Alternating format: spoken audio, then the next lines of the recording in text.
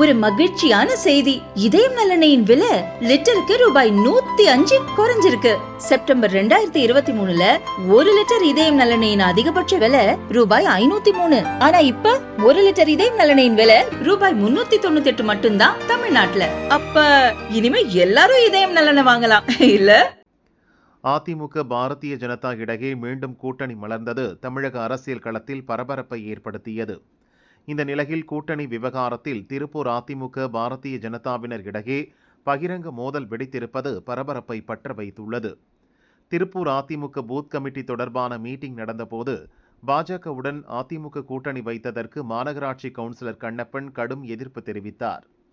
சிறுபான்மை மக்களுக்கு எதிராக பாரதிய ஜனதா செயல்படுதுன்னு சொல்லித்தான் அந்த கட்சி உறவை முறித்தோம். இப்போது மீண்டும் கூட்டணி அமைத்துள்ளோம். ஏன் கூட்டணி வைத்தோம் என்பதை கட்சி தலைமை விளக்க வேண்டும். அப்போதுதான் முஸ்லிம் கிறிஸ்தவ மக்கள் ஆதரவு கிடைக்கும் என்று கண்ணீர் விட்டு கதறி அழுதார். பதறிப்போன முன்னாள் எம்எல்ஏ குணசேகரன் அவரை சமாதானப்படுத்தி பேசினார். அவரும் பாரதிய ஜனதாவுடன் கூட்டணி வைத்ததை எதிர்த்தார். போன முறை பாரதிய ஜனதாவுடன் கூட்டணி வைத்தபோது முஸ்லிம்களுக்கு பாதிப்பு இல்லாமல் பாதுகாப்போம் என்று உறுதியளித்தோம். அப்படி இருந்தும் முஸ்லிம்கள் ஆதரவு கிடைக்கவில்லை. எனவே மீண்டும் கூட்டணி அமைத்தது ஏன் என்பது குறித்து கட்சியில் இருக்கும் சிறுபான்மை இனத்தவர்களுக்கு தெளிவுபடுத்த வேண்டும் என்றார்.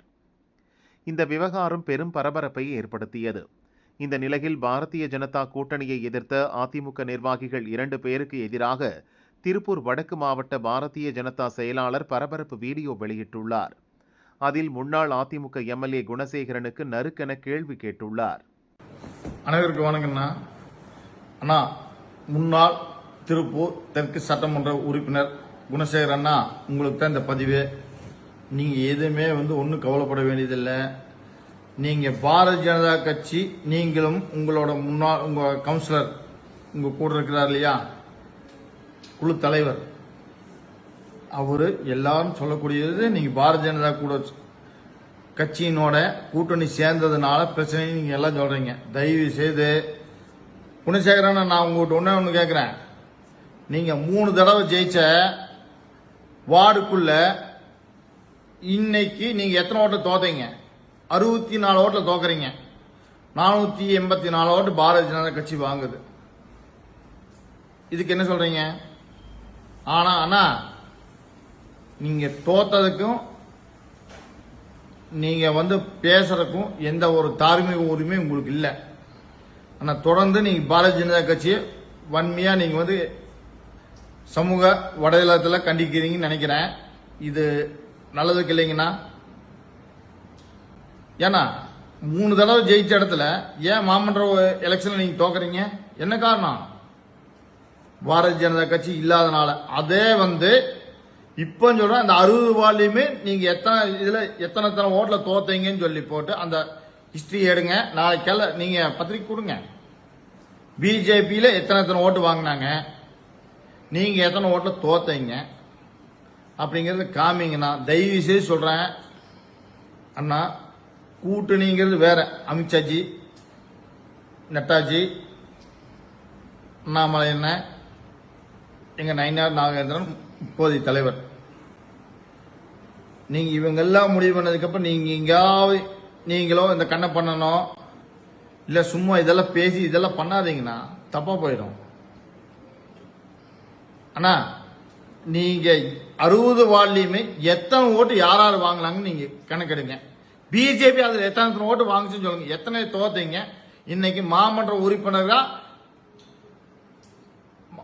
அதாவது மேயரா இருக்கக்கூடியது, ஆளுங்கட்சியா இருக்கக்கூடியது, எந்த தகுதியும் இல்லாதவங்க தான் அங்க இருக்கிறாங்க. இன்னைக்கு பிஜேபி கூட இருந்தா யார் ஜெயிச்சிருப்பாங்கன்னு பாருங்க. சரியா? ஏதோ இருக்குதுங்கிற மாதிரி சொல்லாதீங்கன்னா. ஆனா உங்க வாயில் அன்னைக்கு ஒன்று வந்துச்சு. சின்னம்மா இல்ல பெரியம்மா இல்ல, இன்னைக்கு சின்னம்மான்னு சொல்லி நீங்க தான் சொன்னீங்க கோவத்தூர்ல. அம்மா இல்ல, இன்னைக்கு அம்மா. சின்னம்மா தான் எங்களுக்கு எல்லாம் தெய்வம் நீங்க. அப்புறம் கேட்ட எடப்பாடிங்கிறீங்க. ஏன்னா இதுதான் உங்க கொள்கையா? தயவு செய்து சொல்றேன்னா, பாரதிய ஜனதா கட்சியை நீங்க விமர்சனம் பண்றத தவிர்த்துக்குங்க.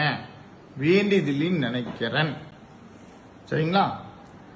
நீங்க நல்லபடியா வேலை செஞ்சிருந்தீங்கன்னா உங்களோட வெற்றி நிச்சயமா இருந்திருக்கும். இந்த 3000 சில்லற ஓட்டு எல்லாம் பெருசு இல்ல. உங்களோட சொந்த பூத்துல உங்ககிட்ட நாங்களே சொன்னோம், அண்ணா நீங்க வந்து நின்று ஓட்டு கேளுங்க. நான் எம்எல்ஏ கேண்டிடேட் எப்படி வாங்குறேன், எப்படி வந்து நான் ஓட்டு கேட்கறதுன்னு கேட்டீங்க. அது உங்க தவறுங்கண்ணா. உங்க தவறை சுத்தி காட்டுறேன்னு நீங்க நினைச்சுக்க வேண்டாம். தயவு செய்து சொல்றேன், உங்க தவறு உங்களோட தான் சொல்ல முடியும். ஆனா நீங்க பிஜேபின்னு சொல்லி சமூக வலைதளத்துல நீங்க சொல்ற போது நான் பப்ளிக்கா சொல்றேன், எந்த தப்பும் இல்லைங்கண்ணா.